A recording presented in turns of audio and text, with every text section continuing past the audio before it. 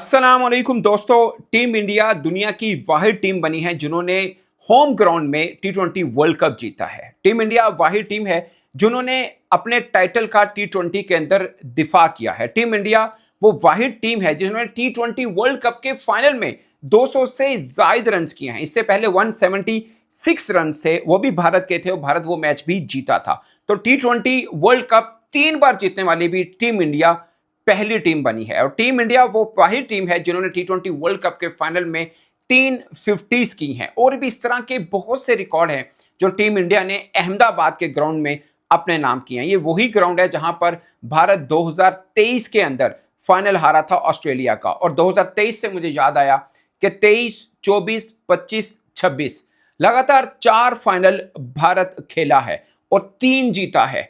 24 का टी20 world cup जीता, champions trophy 25 का जीता और अब 26 का टी20 वर्ल्ड कप जीता। और लगातार 3 आईसीसी इवेंट महज 3 वर्षों में जीतने वाले भी भारत पहली टीम बन गई है। और बेशुमार ऐसे रिकॉर्ड हैं और मैं देखूंगा कुछ देर के बाद पाकिस्तान के अंदर आवाजें आएंगी, पिच फिक्स की होगी, बैटिंग ट्रैक बना दिया, पहले टॉस शुक्र है हारा, अदरवाइज ये होना था कि टॉस भी फिक्स कर लिया था, टॉस भी जीत गए हैं। वो सेमीफाइनल में भी टॉस हारे ऐसी कंडीशन के ऊपर जहां पर तमाम टीमें बाद में बैटिंग करना चाहेंगी, उन्होंने पहले बैटिंग करके सेमीफाइनल जीता और मजबूत टीम इंग्लैंड थी और फाइनल न्यूजीलैंड के खिलाफ जीता। न्यूजीलैंड ने भी 7 वर्षों में 5वां आईसीसी का फाइनल खेला। नो डाउट वो हारते गए हैं और मुझे डेल स्टेन की बात याद आ रही है कि न्यूजीलैंड चोकर्स हैं, अगर ये वर्ल्ड कप का भी फाइनल हार जाते हैं तो मैं चोकर्स का कार्ड इनको दूंगा, नो डाउट। मगर भारत इस कमाल के साथ खेला है। बहुत से लोगों को लगता होगा यार 255 रन, पिछले मैच में भी 250 बने, ये 255 बने, शायद न्यूजीलैंड कोई अच्छी फाइट करेगा।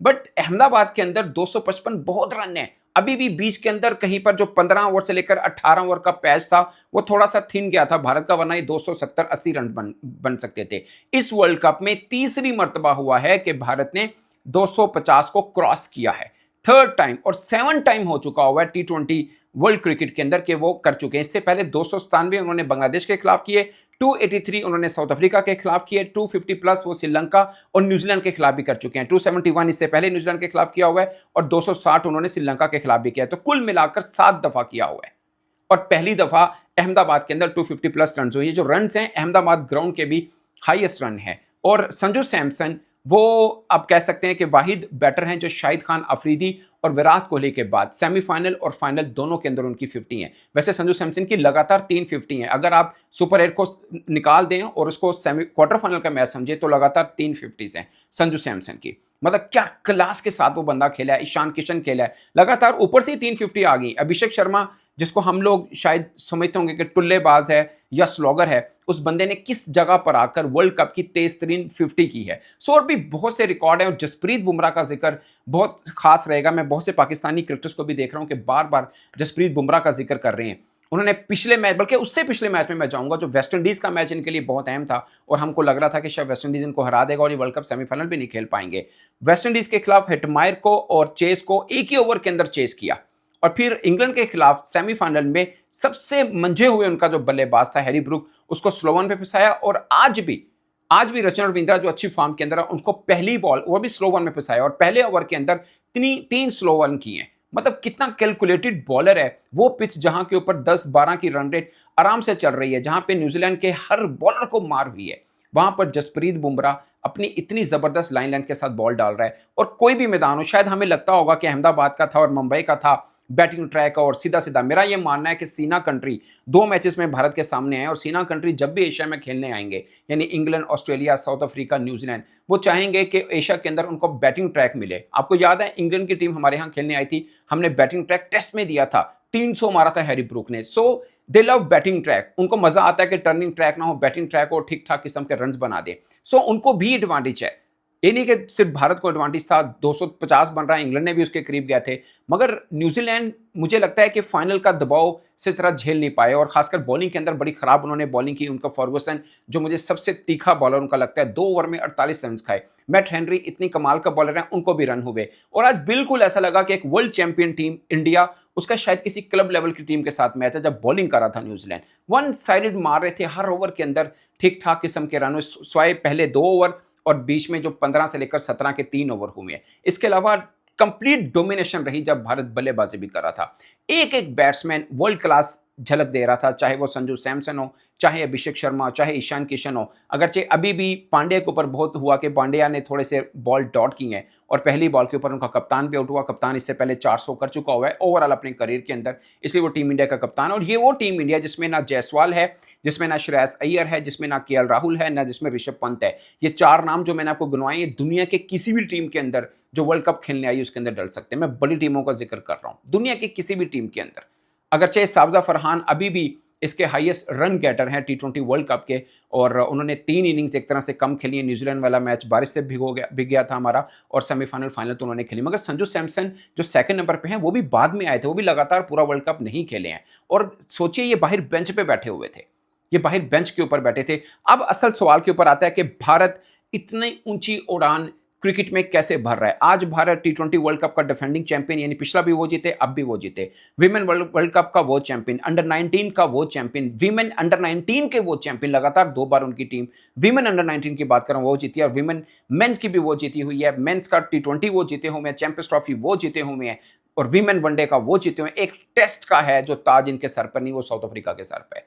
बाकी कंप्लीट डोमिनेशन है। और आप सोचिए कि कहां से लेकर, मतलब 2007 में पाकिस्तान भी वर्ल्ड कप में पहले राउंड से बाहर हुआ था, 2007 में ही भारत भी वर्ल्ड कप के पहले राउंड से बाहर हुआ था। और ये 2007 ही है कि भारत ने T20 वर्ल्ड कप जो पहला हुआ था वो जीता था, और पाकिस्तान ने उसका फाइनल खेला था। फिर 2009 में हमने फाइनल खेला था, और ये भारत दूसरी टीम बन गया T20 वर्ल्ड कप की हिस्ट्री में जिन्होंने फाइनल का टॉस हारा और जीता है। इससे पहले 2009 में पाकिस्तान टॉस हारा था, श्रीलंका जीता था, बट हम वर्ल्ड कप जीते थे। अदरवाइज जो टीम टॉस जीत रही है वो टीम लेके जा रही है। बट पॉइंट ये है कि 2007 में दोनों टीमों का सेम मुकद्दर था, पहले राउंड से बाहर हुए थे। उसके बाद भारत ने अपनी क्रिकेट में क्या चेंज लेके आए और हम क्या चेंज लेके आए, जिसकी वजह से हमारी क्रिकेट इतनी बर्बाद हुई है और भारत की क्रिकेट यूं आसमान को छू रही है।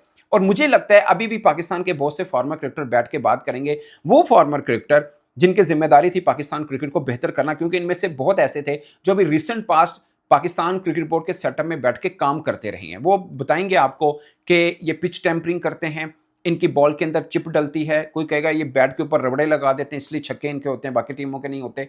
इस तरह की फजूल किस्म की लॉजिक हमें बताई जाएंगी, और फिर हमें ये मनाने की कोशिश की जाएगी कि भारत अपनी क्रिकेट की वजह से नहीं, किसी और तरीके के साथ चैंपियन बन रहा है, और हम वो चूंकि हमारा होता नहीं इसलिए हम पीछे रह रहे हैं। ये इस तरह की बातें मुझे लगता है हमें क्रिकेट में और पीछे लेके जाएंगी, बजाय इसके कि हम आगे बढ़ें। अभी भी बात होती है कि पिच को यूं कर लेते हैं, पिच को यूं कर लेते हैं, सेमीफाइनल का टॉस हारे, फाइनल का टॉस हारे, इसलिए दोनों में ज्यादा रन बनाए। अदरवाइज हम खुद सोच रहे थे यार ये भारत में जो मैचेस हो रहे हैं, जो टीम टॉस जीतती है पहले बॉलिंग करे, चेस करती है, आराम से मैच को लेके जा सकते हैं। मगर पहले बैटिंग करके वो इतना बड़ा पहाड़ खड़ा कर देते हैं, और पहाड़ को सर करने के लिए सामने खड़ा होता है जसप्रीत बुमराह, एक बॉलर जो जिसके इर्द गिर्द में पूरी की पूरी भारत की बॉलिंग लाइन घूमती है, एक बॉलर, और वो फिर खेलने नहीं देता। मतलब क्या उस बंदे में जादू है। और ये इतनी बार इंजर्ड हुआ है, ये मैंने कल भी एक वीडियो की थी कि हमारा कोई इंजरी के बाद वापस आता है वो अपनी पेस ही खो देता है। ये इंजरी के बाद वापस आते हैं पहले से तेज होते हैं। मुझे पाकिस्तान के एक क्रिकेटर ने बताया कि हमारा एक फास्ट बॉलर एक बायोमैकेनिक एक्सपर्ट है, जिसको इंस्टाग्राम के ऊपर उसके ट्यूटोरियल देके अपनी पेस को बेहतर कर रहा है।